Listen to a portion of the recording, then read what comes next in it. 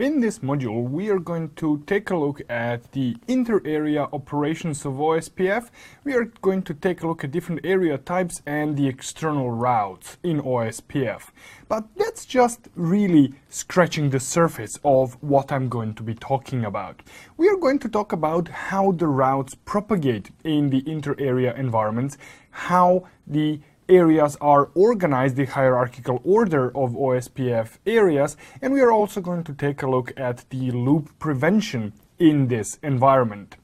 Last, when we talk about these area behavior, the inter-area behavior, we are going to take a look at the special case of this contiguous backbone. What happens when we don't have a single backbone area, but it somehow ends up being split into multiple areas that claim to be area 0 or the backbone area. This is not supported configuration in OSPF, but there are workarounds for those situations. And speaking of areas, we are going to touch up on and take a look at different area types in default. We are going to look into the external routes as they are propagated throughout the OSPF domain. And finally, we are going to take a look into the behavior of the default routes in different areas and different types of default routes that we can have in the OSPF domain. Inter-area reachability information in OSPF is carried by Type 3 LSAs. These LSAs are generated by the area border routers that are sitting on the boundaries of our areas. The contents of Type 3 LSAs, you might remember that from one of the previous videos, is the information summarized from Type 1 and Type 2 LSAs. And this information were the routes that were installed in the routing table as OSPF internal routes.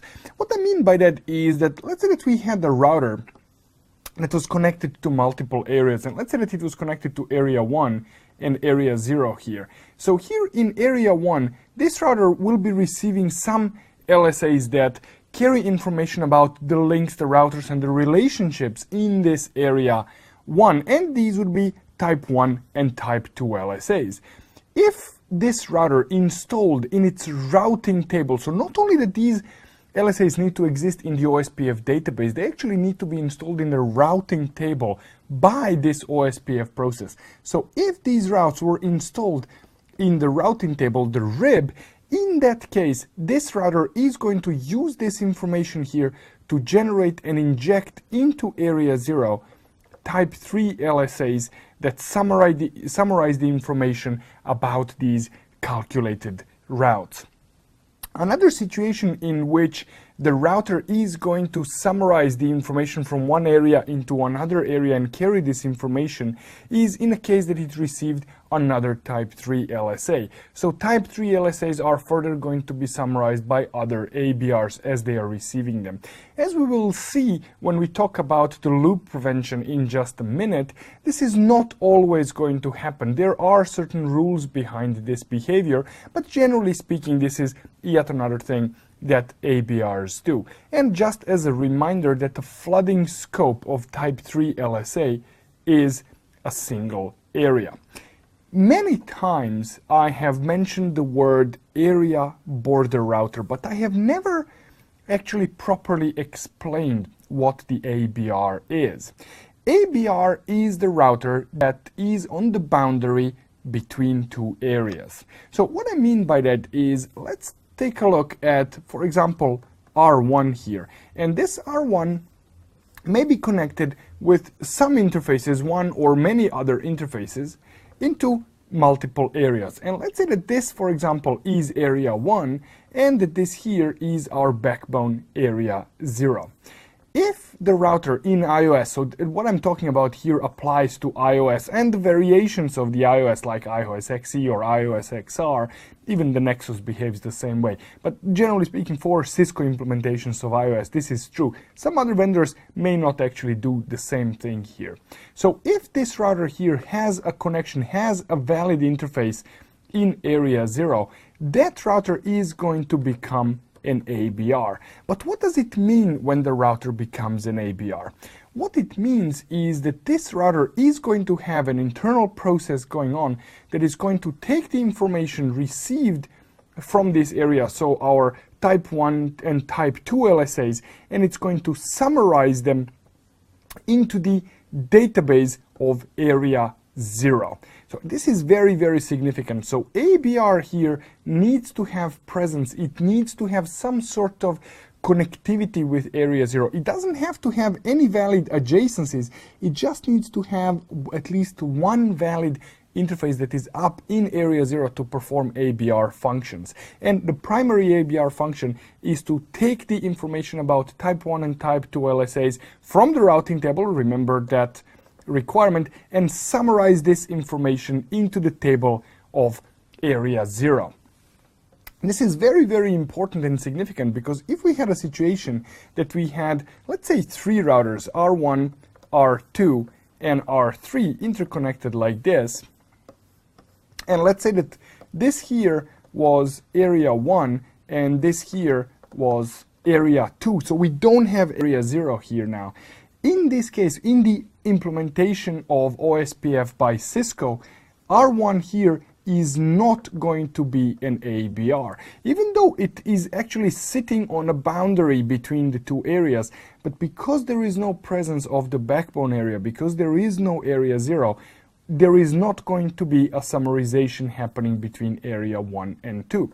In other words, R1 here will have a database in area 1. So R1 will have full reachability with R2, and R2 will have full reachability with R1 inside area 1. And similar to that, R1 will have full reachability with router 3 in area 2. But what is not going to happen, there will be no reachability between routers R2 and R3, because R1 will not take these type 1 and type 2 LSAs going in this direction and these type 1s and type 2s. So it is not going to summarize between these two areas.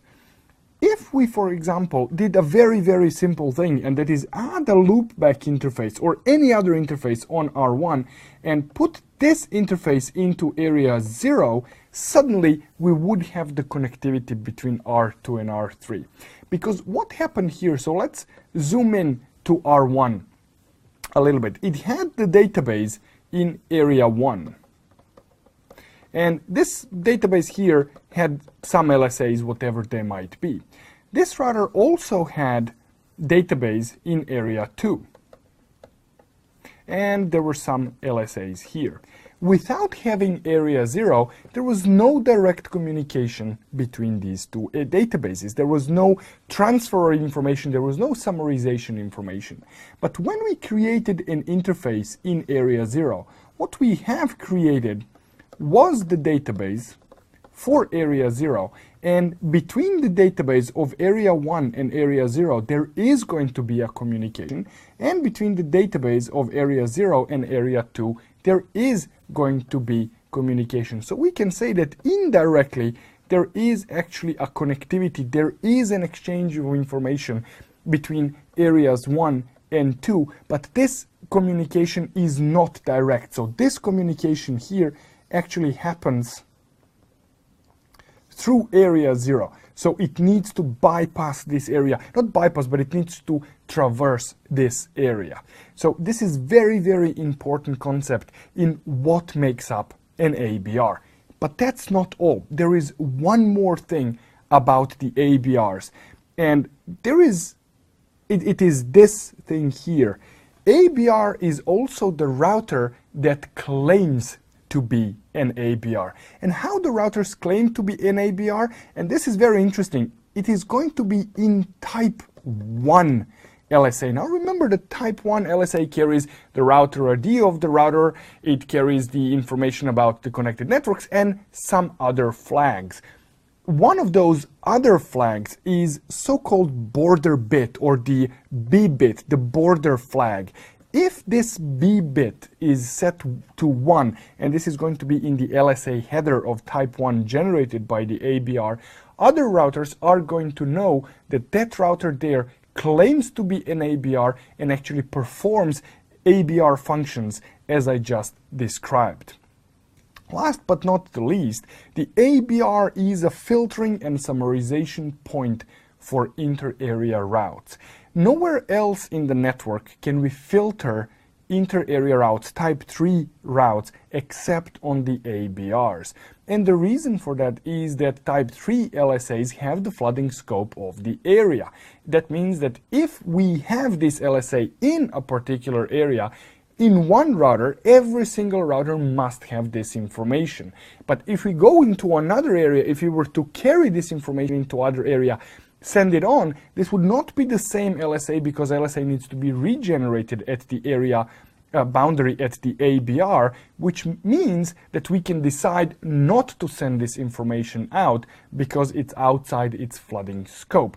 This is a place where we can actually implement filtering and also further summarization, IP summarization.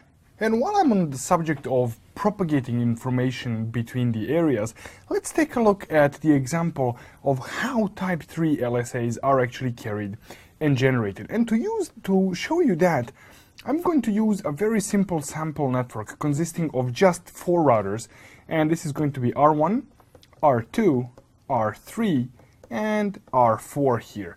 And my routers R2 and R3 are going to be the ABR. So this is going to be an ABR, and this here is going to be an ABR. This is going to be area 12, this is going to be area 0, and this here is going to be area, let's say, 34. So let's say that here behind R1, there was some network N that was being injected into the OSPF domain as an internal route in area 12. So this information will be injected here into area 12 as the combination of type 1 and type 2 LSAs. Now remember that we may not have type 2 LSA, but if we have it, that information will be there. Now we know that the flooding scope of type 1 and type 2 LSAs is within a single area. So what is going to happen here is that in its database, in area 12, R2 will have this information, and given that there is no other routing protocol in operation, this information will actually be installed in the routing table on R2 by OSPF, which means that R2 now satisfies all the prerequisites of generating type 3 LSAs. So what it's going to do here, it's going to generate type 3 LSA with the flooding scope of a single area, then it's going to say that network N is reachable through R2. Now this R2 here is going to be the router ID, the router identifier of R2, which R3 knows about because R2 is also sending type 1 LSAs. Now in that type 1 LSA, because it's sitting between areas 12 and 0, R2 here is actually saying that, hey, you know what, I am actually an ABR. It is going to be setting, it will be setting B bit to 1. So now R3 has this information here. But before I proceed, what's R3 going to do about it? What is going to be the metric? What is going to be the cost associated that R2 will be advertising? Well, what's going to happen here, when it generates this type 3 LSA, R2 is going to look what is the cost that we are currently using in our own routing table to reach this prefix.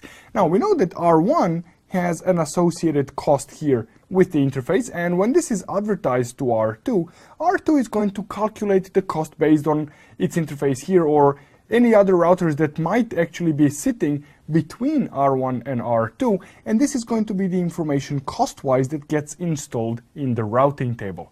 And this cost from the routing table is going to be actually what is going to be advertised by R2. So we are going to have the same cost advertised by R2 as it has in its own routing table. So now this information has reached R3.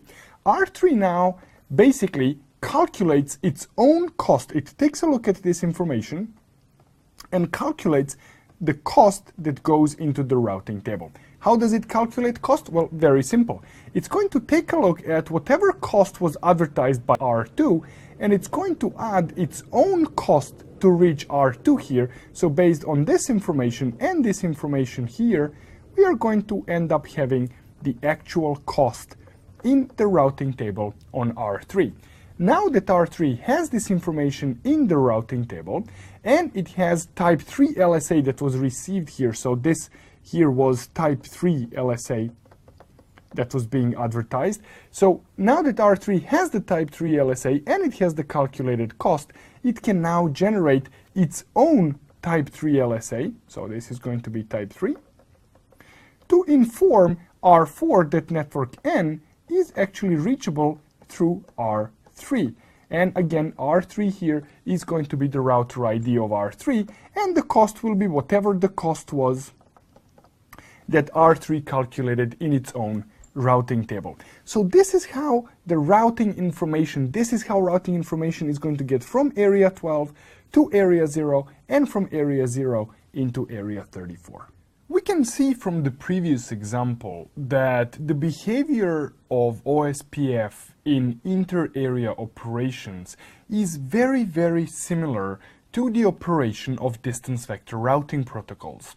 What I mean by that is that we have observed that the router takes a look at the incoming route, looks at what is the cost on that route, adds its own cost, and inserts this information into the routing table. When this router then advertises information out, and when this information arrives to another ABR, that other ABR basically does the exact same thing. So distance vector behavior, not between the routers inside the area, but between the ABRs in those areas. So when we have distance vector behavior, that means that some sort of information, some sort of routing visibility between the areas has been lost. And in OSPF, this is true, because the routers beyond the ABRs, they don't really know what is happening in those areas, what are the interfaces, what are the relationships.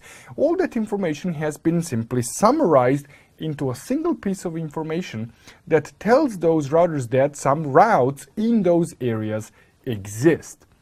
Now, when we have that situation, we are opening our network to the possibility of loop creation. And loops are very, very bad in networks. So what we are going to take a loop at next is, first of all, what kind of problem can we have in our OSPF if the loop prevention mechanisms didn't exist? So what I'm going to explain now is how OSPF doesn't really work, but I will explain then, at least it is going to become clear to you why certain things, why certain decisions have been made in OSPF. So I will put a note there that while I'm explaining this, this is not exactly how OSPF works, but it's very important to understand what the problem is so that we can understand what the solution was applied in the end. Let's now explore the network consisting of several areas. And I'm going to simply represent areas as these pizza-like looking structures. So let's say that we had 3 areas here, and I'm going to organize them in a way that, as the sign here says, is not exactly how OSPF works. But I want to show you what is the problem that OSPF is attempting to solve. And let's say that between these areas here, we had our border routers. Let's call them border router 1, border router 2, and border router 3. And let's say that this here is area 1, that this here is area 2, and this is area 3. And before one of you says, hey, wait a second, where is area 0 there? I know. Remember the sign here that says that this is not how OSPF works. I just want to illustrate a problem. So, and let's say that here in area 1, we had a network N that needs to be advertised in OSPF. And let's say now that this network N actually does get advertised. It is somehow going to reach our border router 1.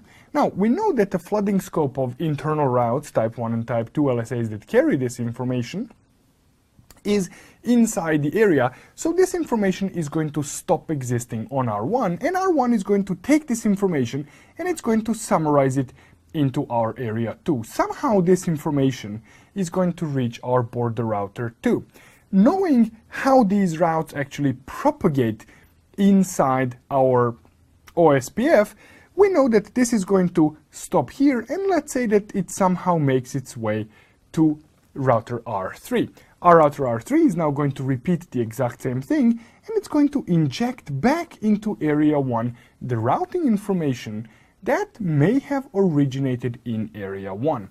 Now, let's imagine for a second that this here was, let's say, a 64 kilobit per second per link, 64 kilobits per second link, and that all these links, all the other links in the entire network, and let's say that these links were organized somehow like this, that all these links were 10 gigabits per second. Now, we can think here that the best path from R1's perspective to reach this network N might actually, for whatever reason, be down this path here. And then the traffic is going to reach R1. And then when it reaches R1, it's going to go through R3 and so on and so on and so on. And it's going to loop like this.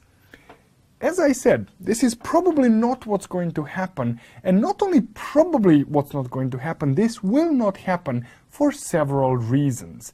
Now, this is just one of the examples. Even if we didn't end up having a traffic loop like this, even if we just simply injected this routing information back into area 1, on the routers in area 1, we might be duplicating routing information, and duplicating routing information, depending on how many routes to begin with we have, may actually lead to unnecessary waste of memory resources, and memory is not exactly cheap, so OSPF needs to find a way to address this. Now, this sign here needs to go away, because this is what OSPF does. Now, to address this issue of the routing information itself actually looping here, OSPF implements something that I like to call the route hierarchy. The route hierarchy simply means that not routes in OSPF are born the same way. There are three types of, actually not three here I need to write two. There are three types of OSPF routes. There are intra-area routes, and these are the routes that are carried in type 1 and type 2 LSAs. There are inter-area routes, which are the routes carried in type 3 LSAs, and there are external routes, which are routes that are carried in type 5, and in some cases, in the case of NSSA area, in type 7 LSAs. And here you might remember this a discussion where actually we didn't go into detail about this, but I did mention it when I went through the introduction of OSPF. I did mention that there are two types of metric. There is type 1 metric and there is type 2 metric here. Sometimes these are called E1 or N1 in the case of the NSSA, and E2 metrics and N2 in the case of NSSA. These routes, these three types of routes, are not only differentiators between these routes, but they are actually the order of preference in which the routes for, say, the same prefix, let's say that we had 192.168.0.0/16 learned as an internal route, inter-area, and the external route, and this would be the order of preference in which these routes, these paths would be considered. First, it would be the intra-area. Then, if we don't have intra-area, we would consider inter-area, and only after we don't have intra-area or the inter-area route, we would consider the external, with the preference given to type 1 over type 2 metric. The important thing to note here is that the metric comparison between, for example, intra-area routes and inter-area routes is not possible. if I have intra-area and the inter-area route, it doesn't matter if this metric is 1 and this one here is 10,000. Intra-area route would still win over the inter-area route. The reason is to avoid this situation here, to avoid sending the traffic to another area and only to have it come back to us, which could result in the loop. So using this route hierarchy solves the problem with the traffic. But what it doesn't solve us is the possibility of the route being injected back into area 1. So how does OSPF address that problem? So what is OSPF's solution to the problem I just described? Well, OSPF's solution for that problem is to not allow me to do what I've done here. So this configuration here, where I have area 1 that connects to area 2, that connects to area 3, that in turn connects to area 1, which inherently results in this loop here, that results in this ring, or any other configuration of areas like this, is not something that OSPF allows us to do. What we can do in OSPF is we can interconnect different areas through a common backbone area. In other words, what we are going to end up creating is a hub and spoke of area design. Hub and spoke, or call it the star, if we arrange areas like this, we are going to have a star-like structure.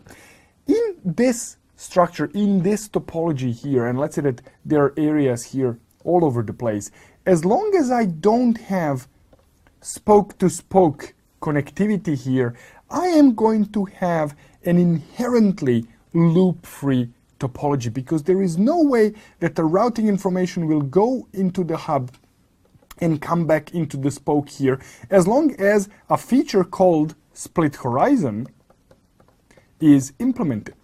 Now, split horizon is something that is usually not associated with OSPF. This is something that we think of when we think about RIP, when we think about EIGRP and loop prevention at the interface level. However, in OSPF there is a kind of a behavior similar to split horizon when it comes to inter-area behavior, because what we are creating is a hub and spoke of design at the area level. So let's take a look at examples of how this design can actually help us prevent the loop. So what I'm going to do here is I'm going to bring the 3 areas that I had before, and I'm going to interconnect them again with my border router. So let's say that this is border router 1 and that this here is, let me write it nicer, that this here is the border router 2. Again, I'm going to have this network N, and I know that inside area 1 this will be advertised to border router 1, and then finally somehow this ends up to the border router 2, who then injects this into my area here. So let's say that this here was area number 1, that this here was area number 2, and this here is my backbone area 0000, or as iOS likes to call this area, simply area 0. Now, area 0 is a special area. It is called the backbone area. And there are rules that pertain to the backbone area. The first rule about the backbone area is if we have multi-area design, it must exist.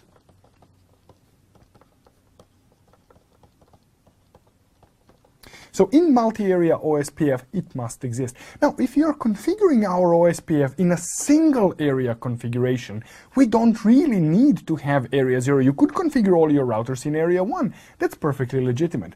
The second rule of area 0 is that all other areas must connect to it.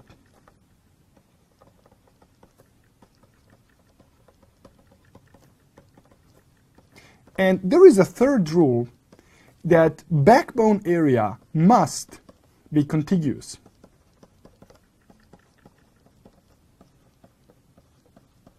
Now, what does the contiguous mean? That means that we must have a single backbone area. We cannot have multiple backbone areas that are somehow separated from each other. So this needs to be a unique unified, contiguous entity that all other areas have to connect to. Now, this last requirement may not make much sense at this point, but as I show you one of the next examples, it will become a little bit more clear. So with this configuration here, what we are actually configuring, what we are requiring here is very, very deep architectural thinking, because what we are establishing is the hierarchy of OSPF areas. We have area 0 and then everyone else, or everything else. So let's take a look at in which cases this design here may not actually be the magic bullet and could end up and could result having a loop. I can hear you thinking now, and it probably goes along the line, so he spent all this time talking about how this is going to solve the loop problem, and now he's going to show us how it doesn't actually solve the problem. Well, not always. In this scenario that I have presented, yeah, it is going to prevent the loop from happening. But let's take a look at another example here. Let's add another ABR here between our area 0 and between our area 2. Now, it is perfectly legitimate to have multiple ABRs between two areas. So let's take a look at the propagation of our route N. So it's going to go here to the ABR1, where it's going to end its life as type 1 and type 2 combination, and then it's going to go through area 0, and let's say that it arrives to our border 2. And right here, it is going to stop, because the flooding scope of this type 3 LSA was inside this area, inside the backbone area, which means that this information is now going to be injected as type 3 routing information into area 2, where it's going to stop its life here on R3. R3 is now going to take this information here and inject it back into the backbone area, which may result in R1 actually re-injecting this route back in. Not to mention that this same thing, this same route, this original route that traveled here and arrived to R2 is actually going to arrive to R3, so it's going to loop in this direction here, so we might actually end up sending two routes back into area 1 as the result. So how do we solve this problem here when we have multiple ABRs? What we need to do here is actually, and I'm going to use slightly different example now, I'm going to zoom in onto our routers 2 and 3, and let's say that this is the boundary of area, so everything above here is area 0, is the backbone area, and everything here is our area 2 here. So what we want to do here is we want to take all type 3 routing information, so this is type 3, that might be coming from the backbone area. We want to accept this routing information here, and we want to feed it into our area 2. Now, because of the database integrity rule, whatever information R2 actually advertises in this area will be learned by R3.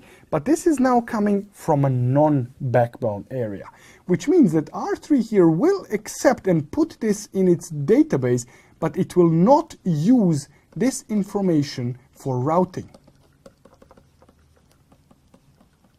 It cannot use this information for routing. And remember one more rule that I mentioned before, that when is type 3 going to be further summarized and sent into another area? It is going to be sent when it's in the routing table. So if R3 here is not using this for routing, it means that this route here cannot be in the routing table on R3, which means this is where it stops its life. We have prevented this information from going back into the backbone area.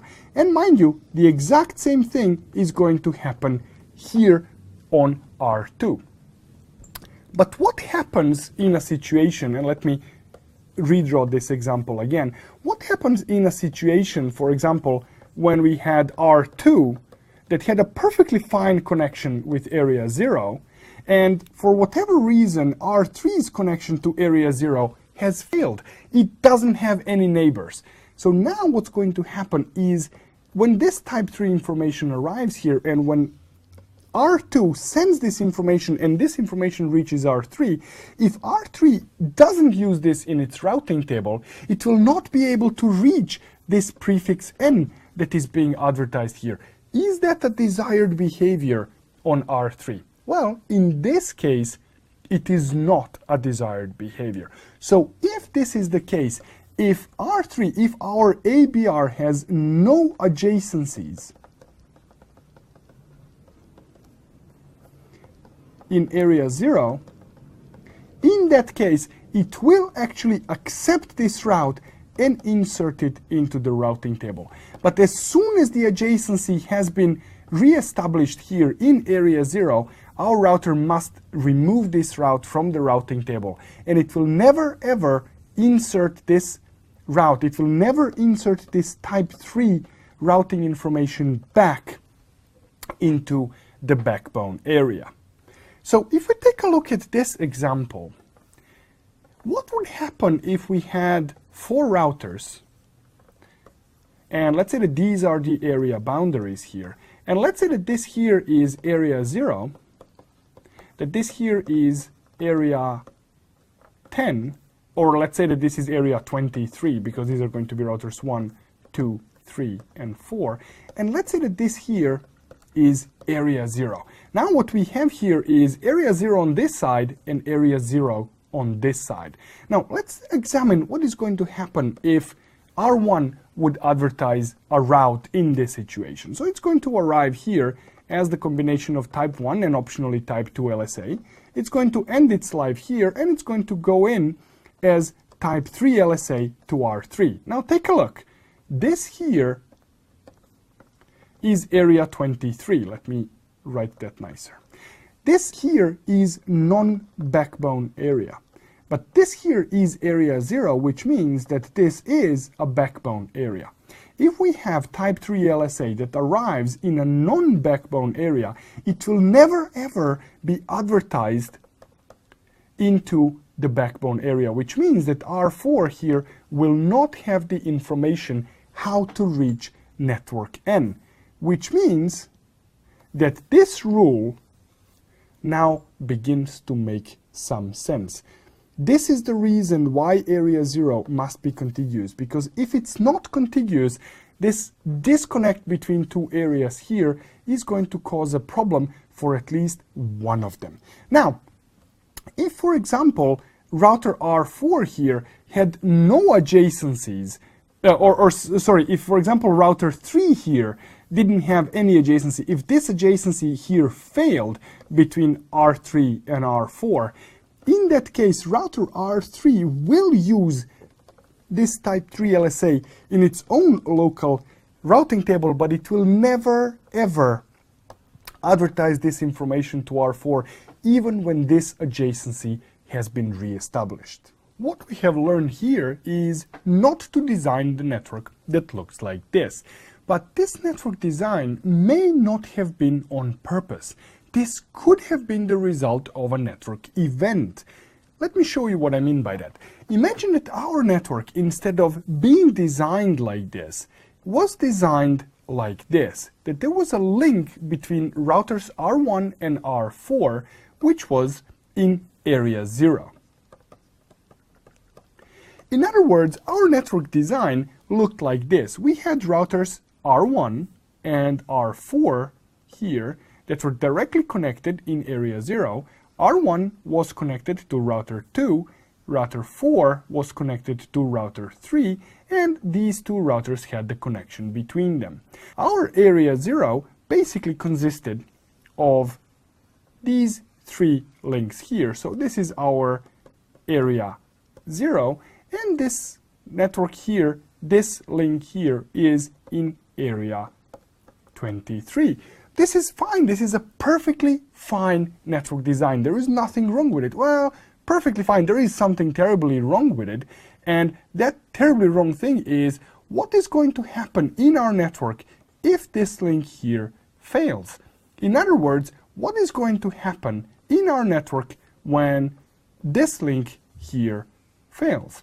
What is going to happen in our network is this scenario here. So even though we didn't design the network like this, this is what was the result of the link between 1 and 4 failing, and even though it was in area 0. So how can OSPF address this? How can OSPF help us fix this problem? Well, let's take a look at it. And even to take a look at it even in a more generic way, let's say that there is no direct connection between routers 2 and 3. Let's say that there are some other routers that are interconnecting them that are also in area 23 here. So we have this connection between routers in area 23 that is not direct.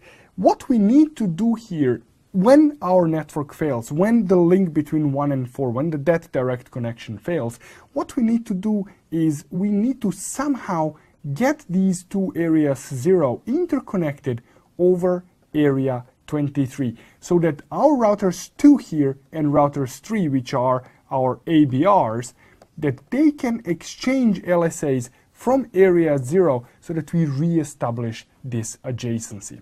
There are two solutions for this problem. One is pure OSPF solution for this problem, which is called the virtual link.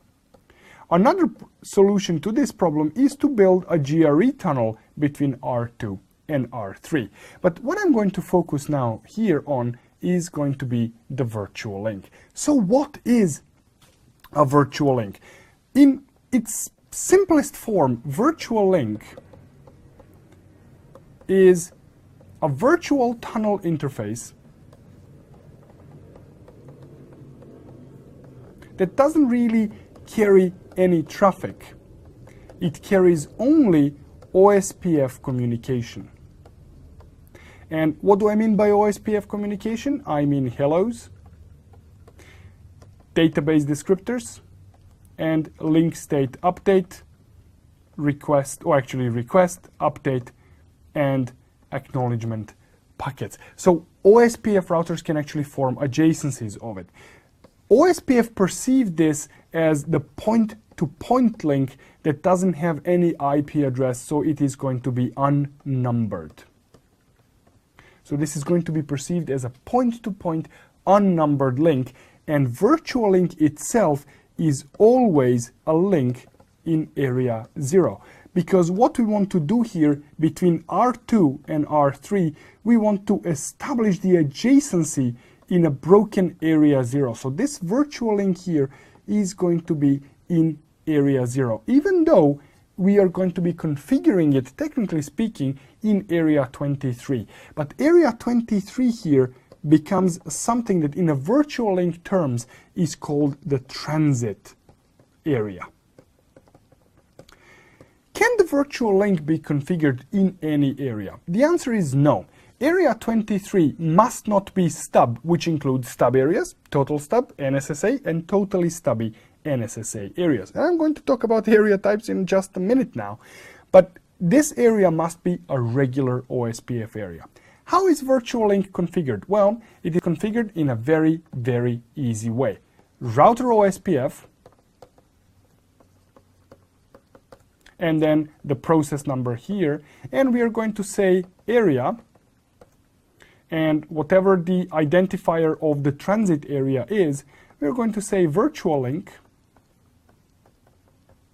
and then the router ID of the ABR to which we want to build the virtual link. So this parameter here is not an IP address. This here is the router ID of an ABR. So let's say that we had, for example, that we wanted to build a virtual link in our OSPF process 1 in area 23. We would say area 23, and let's say that we were doing this from let's say from R2 to R3. So what we would do here is we would say area 23 virtual link, and we would say the destination, for example, 0002. Now keep in mind, and you might remember this from before, that if we had any authentication, this is where we would specify the authentication settings. But this itself here will build us this virtual link so that our routers 2 and 3 can actually re-establish the adjacency and correct this problem that resulted in link between 1 and 4 failing.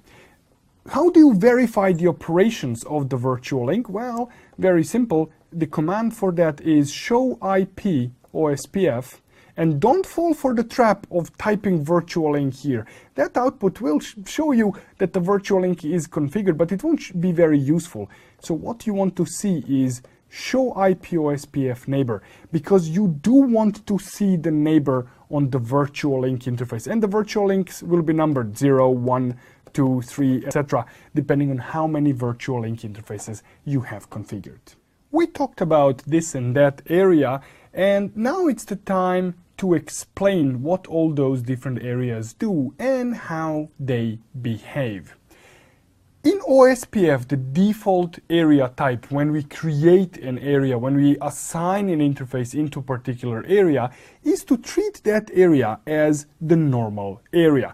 A special case, obviously, is going to be the backbone area when we declare that interface is part of area 0, but from the perspective of how the area behaves, there is no difference between the normal and the backbone areas.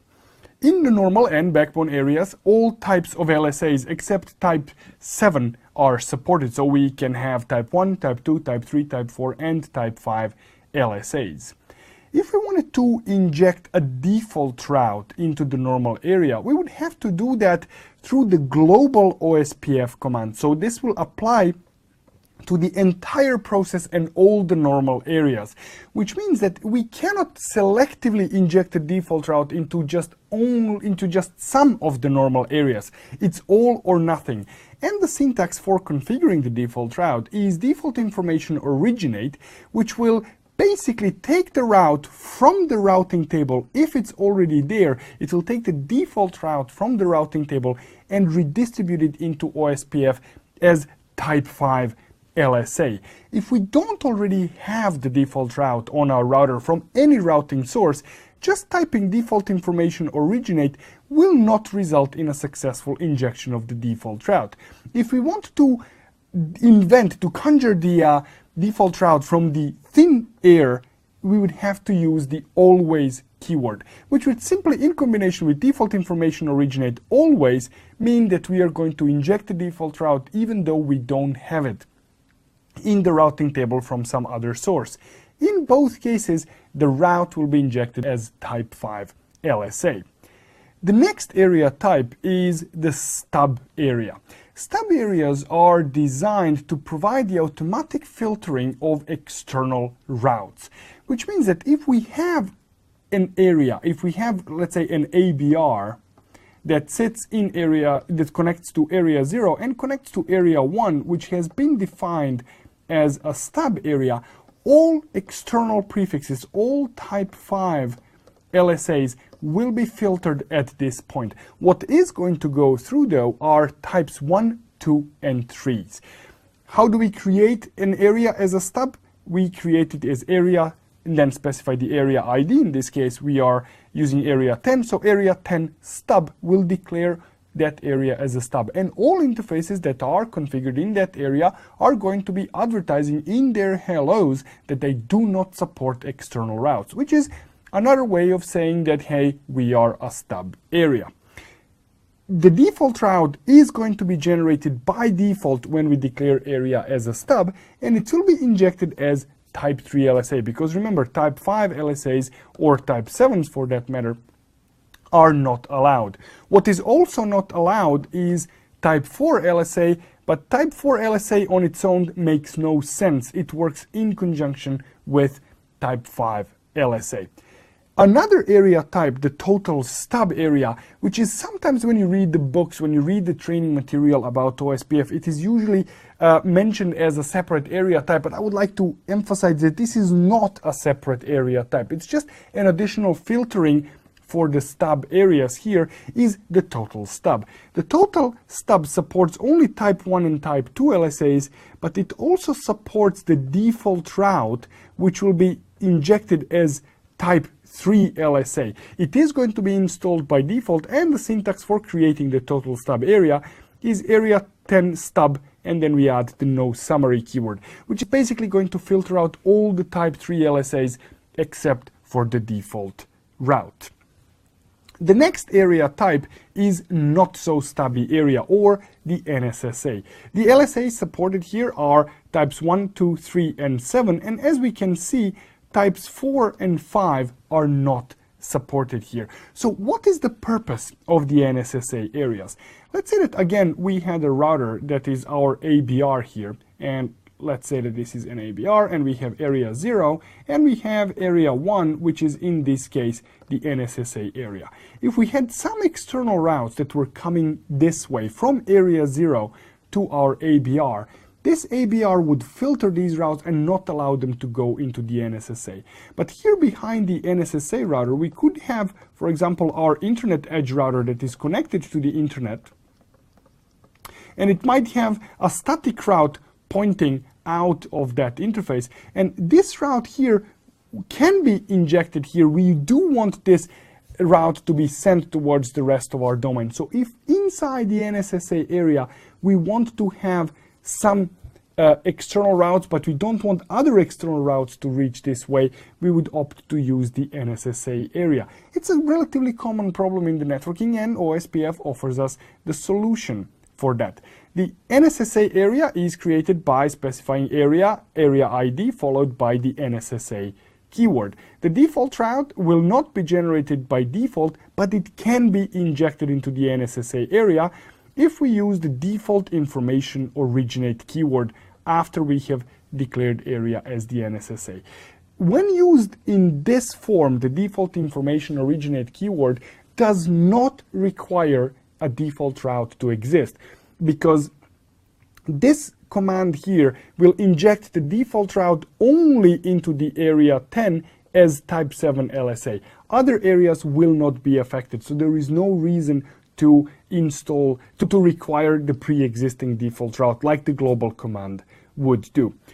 And similarly to the stub areas, we do have a totally stubby, not so stubby area, or total stub NSSAs.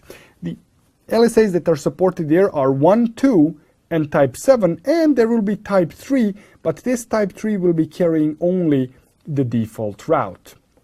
So the syntax for creating the total stub NSSA area is area 10 NSSA no summary. When you use no summary like this, the default route will be installed by default, but it will be type 3. Now contrast this with this part here where we have type 7 route. Now you could be asked in your line of work or in the exam that you are preparing for to generate the default route into the NSSA area of a certain type.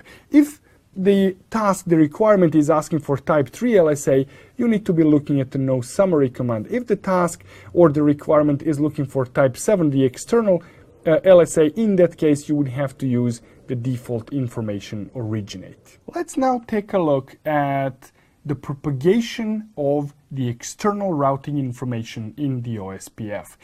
External routing information simply means the routes that have been redistributed from some other routing protocol into the OSPF.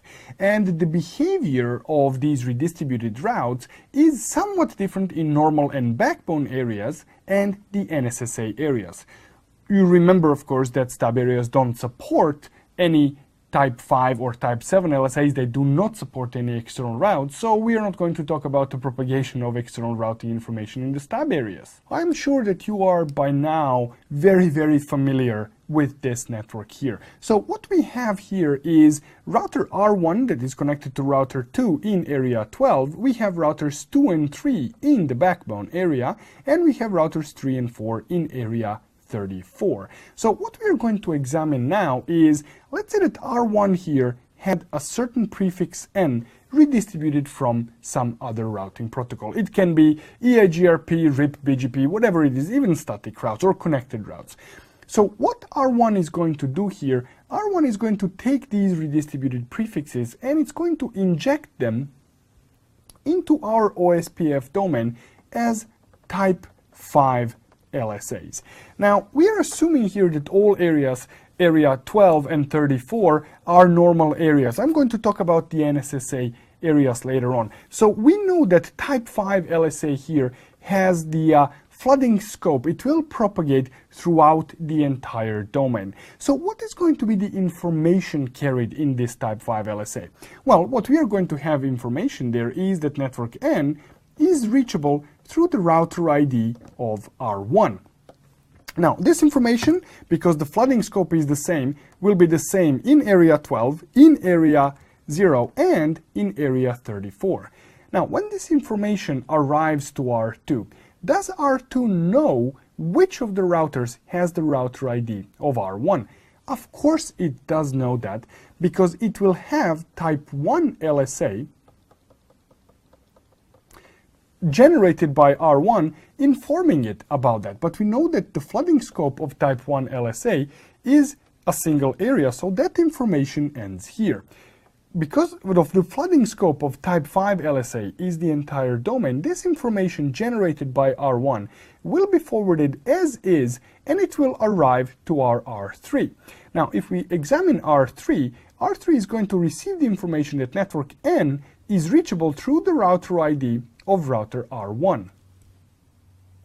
Does R3 know which of the routers has the router ID of R1? And now, mind you, I'm using the name R1 here. Obviously, it is going to be some 32-bit identifier, like for example 0001. But does R3 know which of the routers in the network that is? Well, as it seems, it doesn't. So can it actually use this information for routing? As it turns out, it can, but it needs a little bit of help. It needs the help from R2. When R1 becomes an ASBR, and router R1 will become an ASBR when we configure redistribution on it, R1 is going to, in its type 1 LSA, going to set one of those flags, E flag, or the edge bit. It is going to set this edge bit to 1, which is going to indicate that this router is claiming to be an ASBR. The presence of E bit on type 1 LSAs is going to trigger the process on R2 to generate type 4 LSA,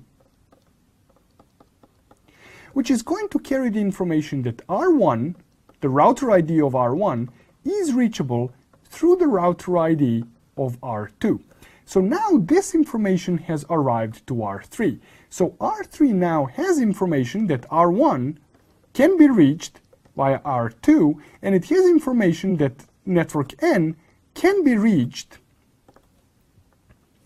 in turn through R1. So R3 can recursively calculate that if it wants to reach network N, it needs to go to R1, but if it wants to reach R1, it needs to send this traffic towards R2. So this information from type 4 and this information from type 5 was actually used on router R3 to calculate what is the path and how can it reach the network N. The similar process is going to happen on R3. The flooding scope of type 4 LSA is a single area, because think about it. In area 34, would there be any use of information that router R1 is reachable through R2 when R4 has no idea who R2 is? No, it would be completely useless. But this arrival, the arrival of type 4 LSA on R3, is going to trigger on R3 the process of generating its own type 4 LSA. So here we are going to generate another type 4 LSA, which is going to say that R1 is reachable through R3.